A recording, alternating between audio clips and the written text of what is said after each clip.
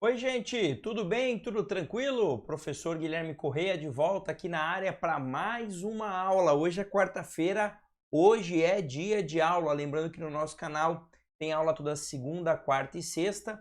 E agora, nesse final de ano, a gente vai ter até mais aulas para compensar um atraso que eu tive aí no final do mês de novembro. Mas se Deus quiser, tudo der certo, vou fechar esse ano de 2022 com 3 vídeos toda semana, uma média de 3 vídeos semanais, ou seja, muito conteúdo para vocês aí, mais ou menos 170, 180 vídeos só nesse ano de 2022. E 2023 continuaremos, processo civil, direito empresarial, prática civil, beleza? Mas antes de prosseguir, lembro a você de me ajudar a crescer o canal, porque quando tiver 10 mil inscritos, aqui ó, vai estar Gabi e Guto. Na aula de ontem, quem não assistiu, assista. O Guto participou, fez uma bagunça, me desconcentrou um monte, mas foi legal, foi engraçado, foi bem fofinho.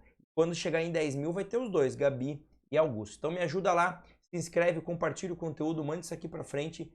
Vamos estudar processo civil de graça. Canal 100% gratuito para você. Vai continuar, basta você me ajudar. Beleza? Seguindo com o tema da prova documental, parte 5. Eu adiantei para vocês que era um tema bastante longo e é bastante longo. Então vamos seguir aqui para trabalhar ainda com o tema da força probante dos documentos, na parte ali que ele fala sobre os livros empresariais. Ai, professor, eu odeio direito empresarial. Calma, aqui no canal tem algumas aulas de empresarial e talvez você vai gostar, tá? Mas aqui não é entender o direito empresarial, é entender que os livros empresariais também são documentos do empresário, e são documentos que podem sim ser utilizados como meio de prova, seja pelo próprio empresário, seja contra o empresário. Então dá uma olhadinha comigo aqui no que diz o artigo 417 e 418 nesse momento. Olha lá, livros empresariais provam contra o seu autor. Como assim contra o seu autor? Tá? Contra o empresário, tá? O autor do livro empresarial é o empresário. Sendo lícito ao empresário, todavia, demonstrar por todos os meios permitidos em direito que os lançamentos não correspondem à verdade dos fatos. Então, aquilo que está no livro empresarial do empresário pode sim ser utilizado contra ele. Seja um livro que está regular, seja um livro que está irregular. Agora, cuidado, tá? O que é um livro regular e um livro irregular? O regular é que seguiu o padrão de contabilidade, é que seguiu as regras de escrituração contábil que está lá no Código Civil. O que não seguiu isso é um livro irregular. Mas lembrando, contra o empresário, em desfavor desse empresário, não importa. Estando regular ou não, o que está nesse livro pode ser utilizado contra ele. Agora, cuidado. Olha o que diz o 418. Os livros empresariais que preencham os requisitos exigidos por lei, ou seja, os livros empresariais que estejam regulares, com escrituração contábil dentro daquilo que a lei diz, provam a favor do seu autor no litígio entre empresários. Então imagine que haja uma discussão judicial entre dois empresários. Não é uma relação de consumo, uma relação empresarial. O que eu fiz no meu livro empresarial, estando ele regular dentro das regras de contabilidade, dentro das regras do Código Civil, isso pode ser utilizado a meu favor no processo. Se tiver irregular, somente pode ser utilizado contra mim. Beleza? Para finalizar esse ponto do livro empresarial, mais 3 artigos. O primeiro deles, o 419, que vai dizer o seguinte: a escrituração contábil é indivisível. E se, dos fatos que resultam dos lançamentos, uns são favoráveis ao interesse do seu autor e outros lhe são contrários, ambos serão considerados em conjunto como unidade. Então vamos lá. Imagine que eu sou empresário e digo assim: olha, meu livro está com a escrituração contábil em dia, preencheu os requisitos em lei. Aí eu estou num litígio com outro empresário.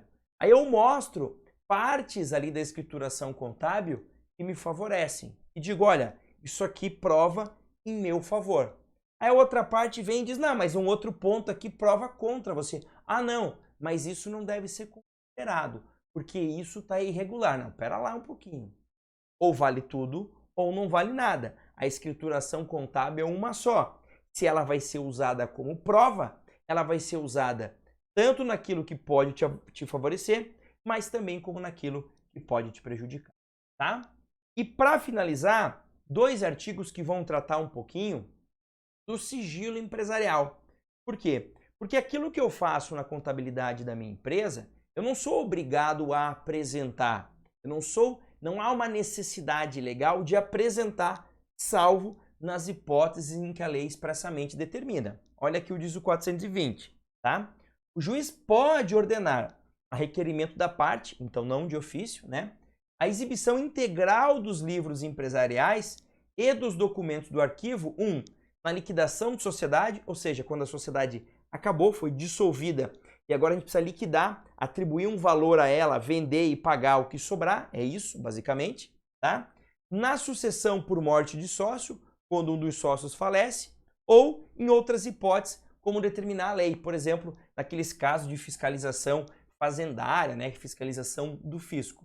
Então, como regra geral, o empresário não é obrigado a apresentar a sua escrituração contábil, mas nesses casos aqui é possível que o juiz determine, mas sempre a requerimento. Agora, cuidado com o 421.